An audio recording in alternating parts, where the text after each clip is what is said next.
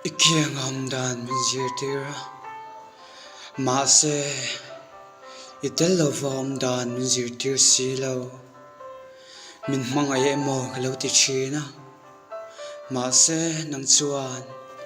Lemang min lawder simo Ikiang akhan kalima Tudang makangay law Maase nang chuan Min don lovin Leng nan trang min belsan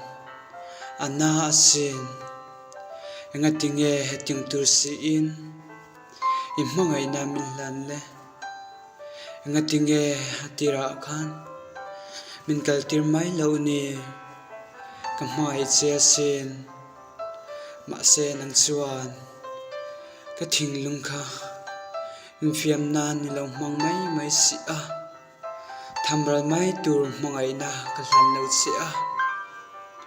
Kumluang ata na niya sin Itan kakling law ti siya Maase kamay siya ni Suway law ten Parang law vul nang siya Kamangay RBV